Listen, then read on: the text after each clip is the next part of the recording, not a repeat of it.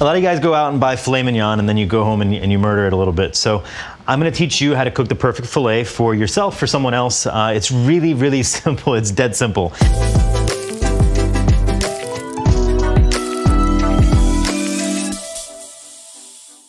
As you can see, I've only got a few ingredients. I've got butter, I've got garlic, fresh cracked pepper, kosher salt, a little bit of thyme, and a little bit of rosemary. The most important things here again are preparedness, patience, and a really hot pan. Pan's really hot already. We're gonna add some oil to it. You want it to smoke kind of just like that. I'm gonna hit it with some salt, a lot more than you think, yeah? Because as soon as this hits the pan, or as soon as I go to turn it or flip it or do something to it, I'm gonna lose 20–30% of that salt. So really get a lot on there. I know you're like, oh my God, that seems like so much salt. It's not that much. This is gonna be mad at me, but I'm gonna do it anyway. There we go. This is the sound that you want. If you're not getting this sound, you are doing it wrong. Take it back out of the pan.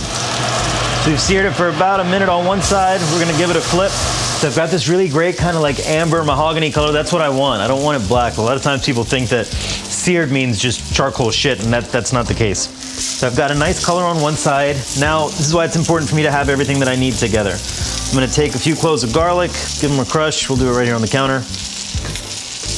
1, 2, and 3. Filet doesn't have a lot of fat in it, so you really gotta help it out and try to impart as much flavor into it as you possibly can. I've got rosemary, thyme, garlic. Turn the heat down just a touch. For this pan, I'm gonna add some butter. This is what takes a $20 steak to a $40 steak to a $50 steak. A little bit of love. As I'm doing this, the garlic's toasting, the herbs are toasting. That nut brown butter, that beurre noisette is what we say in French, is basting the steak, imparting a whole lot of flavor into the steak. And I'm gonna keep doing this. You want this nut brown color, and the way you keep it is by controlling the heat and by keeping it moving consistently.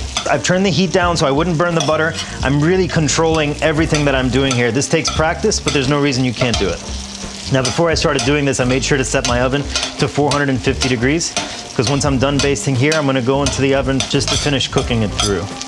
So as this is getting closer to done, I'm gonna turn the heat all the way off, and I'm gonna transfer it to another tray. Why do I transfer it to another tray? There's a lot of heat in this pan. If I leave it in here and then put that same pan in the oven, the heat from the pan is gonna transfer to the bottom of the steak, and the bottom of my steak is gonna be overcooked. So I wanna take it out of this hot pan, put it into something that has no heat whatsoever, and allows air to circulate around it so I get a nice even cook. Now this steak is pretty close to where I want it to be. I'm gonna hit it with a little bit of the butter that I was basting it in, a couple cloves of the garlic, and to make sure we keep perfuming it, I'm gonna cover it in some of these herbs. I am gonna hit this with a little bit more fresh herb on top because I really do want to perfume that steak. All right, into the oven we go. The oven is at 450. We're gonna go in that oven for, say, 8 minutes. Steak's gonna be ready in maybe another minute or two. Just wanted to go through a quick lesson on doneness. So the harder this part of your hand gets, the closer you are to done. So when you see chefs and cooks, we do everything by finger. I don't care what people tell you about thermometers. We go in there and we touch your steak. That's how we know whether or not it's done. So we start here, rare, medium rare, medium to medium well, fucked. And now perhaps the most important and most commonly made mistake. As hungry as I am and as badly as I want to, I'm not gonna cut into this steak. I'm gonna let it rest. You know, I cooked it for 9 minutes in total, so I'm gonna rest it for at least half that time, just so it's nice and shiny. I'll take a little bit of butter, throw it over top, and just let that do its thing. You can also, if you want, just tent it a little bit to keep your dogs away from it and hold the heat. So our steak's been resting, gave it the touch test, it feels pretty good. Let's see how we did. I mean, sometimes I'm good, and other times I'm really good.